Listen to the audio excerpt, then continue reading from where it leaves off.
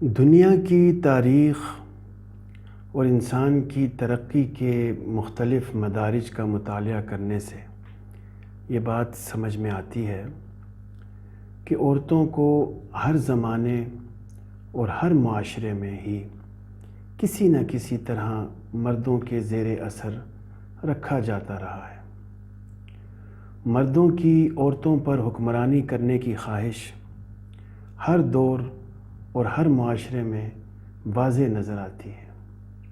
یہی وجہ ہے کہ عورتیں آج بھی سماجی، سیاسی، معاشی اور دیگر شعبۂ زندگی میں اپنے فیصلے خود نہیں کر پاتی اور کسی نہ کسی طرح کسی نہ کسی مرد پر منحصر نظر آتی ہیں۔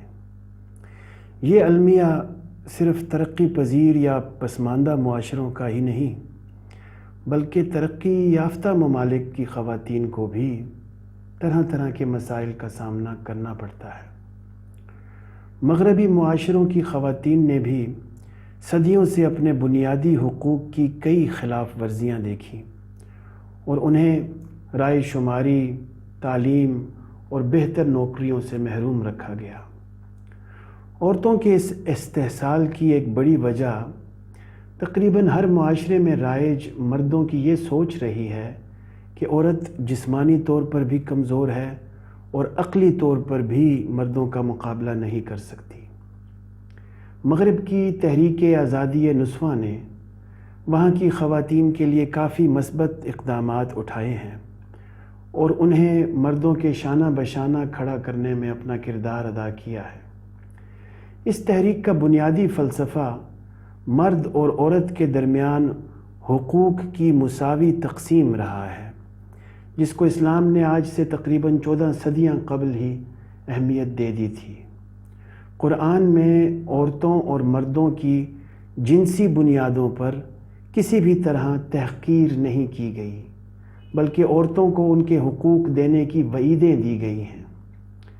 اسلام مرد و زن دونوں کے زندگی کے ہر مثبت شعبے میں ساتھ ساتھ چلنے کا خواہاں ہے۔ عورتوں کو اس خوشحالی کا پتہ اگر سنت کا مطالعہ کیا جائے تو ان کو پتہ چل سکتا ہے، اور اگر عورتیں اپنی اسلامی روایات کا مطالعہ کریں تو انہیں اپنی اس ماضی کی خوشحالی کا پتہ چل سکتا ہے۔ بدقسمتی سے اسلام کی اصل تصویر اور تعلیمات بہت ہی کم عرصے تک نافذ العمل رہیں اور آہستہ آہستہ ان کی جگہ علاقائی رسم و رواج نے لے لی۔ آج بھی مسلمان ممالک میں بہت سی رسومات کو مذہب کے لبادے میں چھپا کر پیش کیا جاتا ہے۔ پاکستانی خواتین کی اکثریت زندگی کے بہت سے شعبوں میں مردوں کے زیر تسلط ہے۔ میری تحقیق کے بہت سے نتائج پاکستانی خواتین کی زبوں حالی پر منتج ہوتے ہیں۔ پاکستانی خواتین نفسیاتی طور پر مردوں سے زیادہ پریشان ہیں۔ اکثریت کو اپنے حقوق کی خبر ہی نہیں اور نہ ہی انہیں ترقی کرنے میں کوئی دلچسپی ہے۔ پاکستان میں مرد اپنی مردانہ خصلتوں کو کافی حد تک چھوڑتے ہوئے نظر آتے ہیں، مگر خواتین اپنے روایتی نسوانی طور طریقوں پر سختی سے عمل پیرا ہے اور تبدیلی کی خواہاں نہیں ہیں۔ پاکستانی شادی شدہ خواتین کے جہاں اور کئی سماجی اور اقتصادی مسائل ہیں، وہیں ان کا ایک اور بہت بڑا مسئلہ گھر کے کام کاج کرنے کا بھی ہے۔ واضح رہے کہ اسلام نے کسی بھی طرح بیویوں پر گھریلو کام کاج کو زبردستی مسلط نہیں کیا۔ مغربی معاشروں میں بھی میاں بیوی گھریلو کام کاج کو مل بانٹ کر کرتے ہیں اور خاوند ان کاموں کو کرنے میں کوئی عار محسوس نہیں کرتے۔ پاکستان کی سماجی اور اخلاقی روایات کے مطابق مرد کسی طرح بھی گھریلو کام کاج کرتے اچھے نہیں لگتے۔ گھروں کو صاف رکھنا، کھانا پکانا، برتن دھونا، کپڑے دھونا، استری کرنا، بچوں کو تیار کرنا اور بزرگوں کا خیال رکھنا وغیرہ، یہ سارے وہ گھریلو کام کاج ہیں جو صرف خواتین ہی کو کرنے پڑتے ہیں۔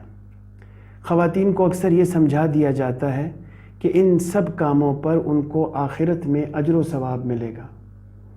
میں نے ایک تحقیق میں 145 شادی شدہ پاکستانی خواتین سے معلومات اکٹھی کی اور اس نتیجے پر پہنچا کہ جن شادی شدہ خواتین کے پاس کام کاج کرنے کے لیے نوکر چاکر موجود ہیں، ان کی ذہنی صحت اور شادی شدہ زندگی ان خواتین سے بہت بہتر ہے جنہیں گھریلو کام کاج خود کرنا پڑتا ہے۔ پاکستانی شادی شدہ جوڑوں کے لیے اپنی ذہنی اور نفسیاتی صحت کو بہتر رکھنے کے سلسلے میں یہ بات سمجھنا بہت ضروری ہے کہ اسلامی، قانونی اور سماجی کسی بھی طریقے سے گھریلو کام کاج کرنا صرف بیوی کی ذمہ داری نہیں ہے۔ اسلامی تعلیمات کے مطابق بیوی کو کسی بھی طرح گھریلو کام کاج کرنے کے لیے پابند نہیں کیا جا سکتا۔ یہ اس کا ایک احسان تو ہو سکتا ہے، مگر اس پر فرض یا واجب ہرگز نہیں۔ اس ضروری بات کو سمجھ لینے کے بعد میاں بیوی اپنے مالی وسائل کو دیکھتے ہوئے ایک دوسرے کی ہر ممکنہ طریقے سے مدد کر سکتے ہیں۔ مالی وسائل کی کمی کی وجہ سے اگر ایک خاندان نوکر چاکر برداشت نہیں کر سکتا تو میاں بیوی، بڑے بچے اور گھر کے دوسرے افراد یہ سارے گھریلو کام کاج مل جل کر بھی تو کر سکتے ہیں۔ صرف بیویوں پر سارے کا سارا بوجھ لاد دینا کسی طرح سے بھی انصاف نہیں ہے۔ یاد رہے کہ مسلم معاشرے میں دو طرح کی خواتین مردوں کے ساتھ رہتی تھیں، ایک ان کی لونڈیاں اور دوسری ان کی آزاد بیویاں۔ مسلمانوں کی آزاد بیویاں بھی اپنے گھریلو کام کاج اپنی لونڈیوں سے کرواتی تھیں۔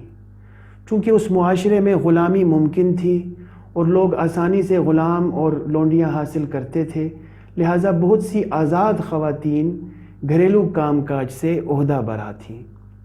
عورتوں کی یہ دو اقسام صرف مسلمان معاشرے ہی کا خاصہ نہیں، بلکہ ارسطو اور افلاطون کے زمانے سے تقریباً ہر معاشرے میں ہی آزاد اور غلام مردوں اور عورتوں کا تصور موجود تھا۔ آج کے خاوندوں کے لیے یہ بات سمجھنا بہت ضروری ہے کہ جن خواتین سے انہوں نے شادیاں کی ہوئی ہیں ان کا مرتبہ لونڈیوں والا ہرگز نہیں، بلکہ وہ آزاد خواتین ہیں اور گھریلو کام کاج کم از کم دینی طور پر کسی بھی طرح ان پر فرض نہیں کیا گیا۔ ہمارے معاشرے میں تو شادی سے پہلے ہی یہ دیکھنا ضروری سمجھا جاتا ہے کہ لڑکی گھر کے کس کس کام میں ماہر ہے۔ گھر سنبھالنے سے ہماری مراد گھر کا مال و دولت سنبھالنا ہرگز نہیں ہوتا، بلکہ بیوی کا سارے کام خوش اسلوبی سے اور بلا چون و چراں کرتے رہنا اور اپنے خاوند اور اس کے گھر والوں سے بنا کے رکھنا، اس کو گھر سنبھالنا کہتے ہیں۔ خاوندوں کو چاہیے کہ ہر ممکنہ طریقے سے گھریلو کام کاج کو اپنی بیویوں کے لیے آسان تر بنائیں تاکہ ان کی بیویاں نفسیاتی اور ذہنی طور پر خوش و خرم ہوں۔ میاں بیوی دونوں کا اپنی اپنی زندگی سے مطمئن ہونا ہی دونوں کی ازدواجی خوشنودی کا باعث بنتا ہے۔ عورتوں کے گھریلو کام کاج کسی بھی طرح مردوں کے کاروبار اور نوکری کے کاموں سے کمتر نہیں۔ بیویوں کا گھر کے کام کاج کرنا ان کا فرض نہیں بلکہ احسان ہے، جبکہ مرد کا کاروبار یا نوکری کر کے اپنے خاندان کی کفالت کرنا اس کا فرض عین ہے۔